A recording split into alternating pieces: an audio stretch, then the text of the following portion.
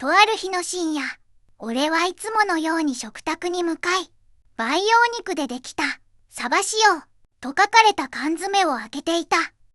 缶切りが缶の縁を滑る鈍い音だけが、静まり返った部屋に響く。2000X 年、日本。かつて豊かな漁場だった日本近海は、度重なる環境変動と無計画な乱獲によって、見る影もなく荒れ果てていた。天然の魚は、もはや幻となり、食卓に並ぶのは、最新の細胞培養技術の粋を集めて作られたビヨンドフィッシュ、プラントベースか、かろうじて漁獲が許される、白身魚、ほとんどの場合シイラ、たまにもオカザメ、そして、スク、アイゴ、といった、かつては二級品とされていた魚ばかりだ。そんな中でも、特に庶民の食生活を支えていたのが、培養魚肉を用いた混合培養缶詰、通称、サバ缶だった。スーパーの棚には、サバ塩と、サバ入りの2種類が並ぶ。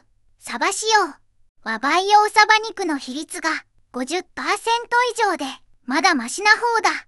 サバ入りに至っては、培養イワシやその他の魚の肉が混ざり合い、実質的には、イワシのような何か、溶かしている。だが、一般消費者はその違いを気にすることもなく、ただ安価で手軽なタンパク源として、サバ缶を日常的に消費していた。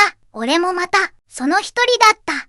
しかし、俺の心には常に拭いされない違和感があった。この、どこか画一的で、味気ない培養肉の風味。子供の頃、図鑑で見た、本物のサバの生き生きとした姿と、その肉が持つはずの豊かな脂の乗り、複雑な旨味。それは、俺がこれまで口にしてきたどのサバ缶からも感じられなかったものだ。本物を知らない世代だからこそ、俺は本物に飢えていた。真の美味しさを求める、この馬鹿げた情熱こそが、俺を突き動かす原動力だった。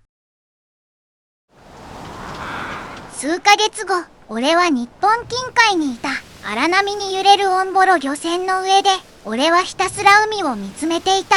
目的はただ一つ、絶滅寸前の天然サバを捕獲することだ。本物のサバの味を追い求めるマニアは、俺だけではなかった。インターネットの深淵に潜む一部の神塚たちが、秘密裏に情報交換を行い、非合法なサバ漁の機会を伺っていた。俺もそのコミュニティの一員として、この危険な企てに参加していた。しかし、漁は想像以上に困難を極めた。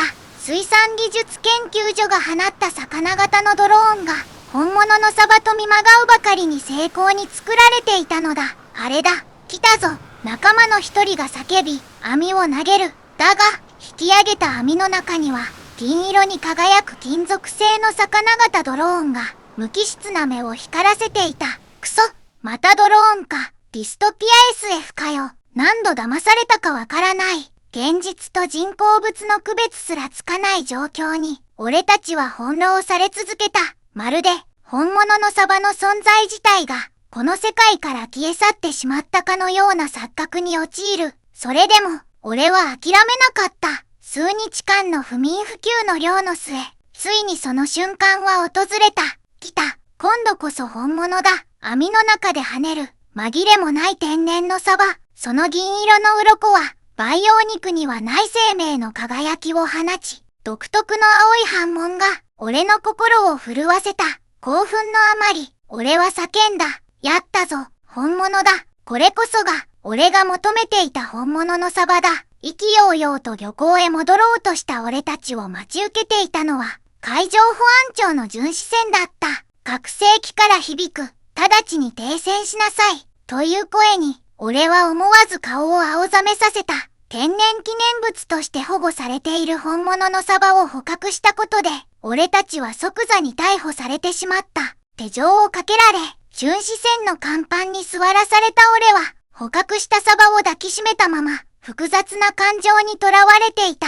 皮肉なことに、行政からは、天然記念物を捕獲するのはちょっと、と咎められる一方で、水産技術研究所の職員からは、よく見つけましたね。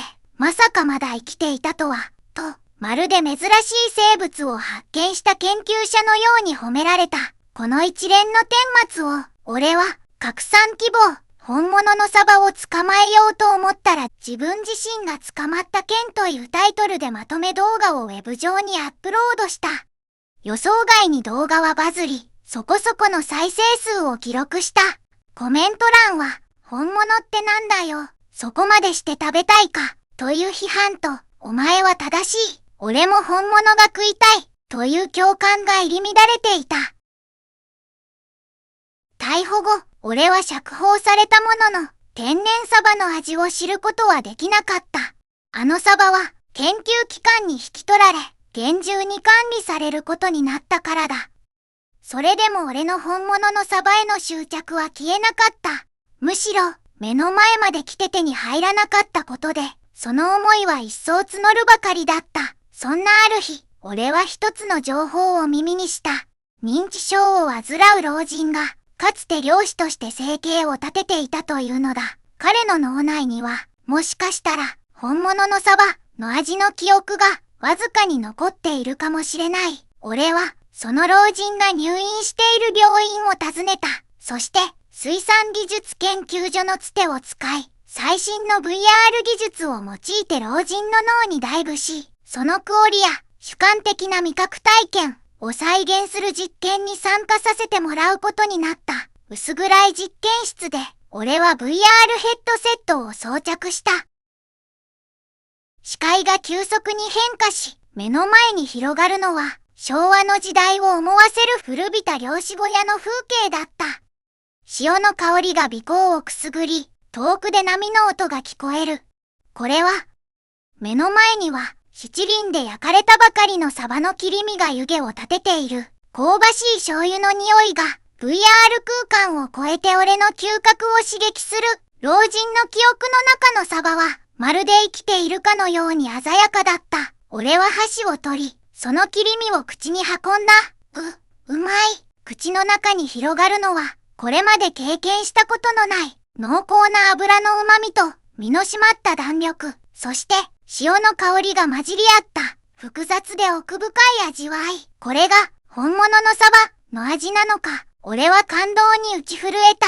その時だった。突然、喉の奥に激しい痛みが走った。まるでサバの骨が喉に刺さったかのような、クソリアルな痛みだ。俺は思わず VR ヘッドセットを外し、激しく咳込んだ。なんてことをしてくれたんだ。汗びっしょりになって絶叫する俺に、まだらぼけの老人が、どこか、間の抜けた声で言った。そういえばうちの倉庫にサバの水煮缶が1個残ってたわ。俺は耳を疑った。今なんて言いました。老人は、きょとんとした顔で繰り返した。だから、サバの水煮缶、30年くらい前のやつだけど、まだ食えると思うぞ。俺の、最初から言えよ、という叫びが、実験室に響き渡った。老人の言葉を信じ、俺は彼の自宅の地下倉庫へと向かった。埃っぽい薄暗い空間で、俺は必死にサバ缶を探した。そして、棚の奥の奥、忘れ去られたように置かれていた。錆びついた缶を見つけた。ラベルは色あせ。製造年月日は30年以上前を示している。これこそが、老人が言っていたヴィンテージサバ缶だ。俺は震える手でその缶を開封した。中には、油に浸かったサバの身が、当時のままの姿で収まっていた。七輪を用意し、缶詰のサバを温める。湯気とともに立ち上る。どこか懐かしい。そして力強いサバの香り。それは、VR で体験した、本物のサバの香りとは少し違う。もっと、素朴で、缶詰特有の、しかし確かな存在感のある匂いだった。俺は一口、そのサバを口に運んだ。こういうのでいいんだよ。こういうので、口の中に広がるのは、確かにサバの旨味だ。しかし、それは、VR で体験したような、天然のサバが持つであろう複雑で洗練された味とは違った。もっと、シンプルで、素朴で、それでいて深い味わい。油とサバの実が混じり合い、長い年月を経て熟成された、独特の風味。その瞬間、俺は悟った。俺が探し求めていたのは、本物のサバ、そのものではなかったのだ。俺は、この、缶詰という形態に閉じ込められた、サバの記憶と、その味わいを求めていたのだ。それは、俺が生まれる前の、人々が当たり前のようにサバ缶を食べていた時代の、ノスタルジーにたならなかった。俺は静かな満足を得た。このヴィンテージサバ缶は、俺に、本物の定義を教えてくれた。それは、必ずしも自然のままの姿である必要はなく、記憶や文化、そして時代が作り出す、曖昧で移ろいやすいものなのだと、俺は、残りのサバ缶をゆっくりと味わった。外では、今日も培養肉のサバ缶が、人々の食卓に並んでいることだろう。そして、俺は、この、本物のサバ缶の味を、誰にも語ることなく、ひっそりと心に刻み込んだ。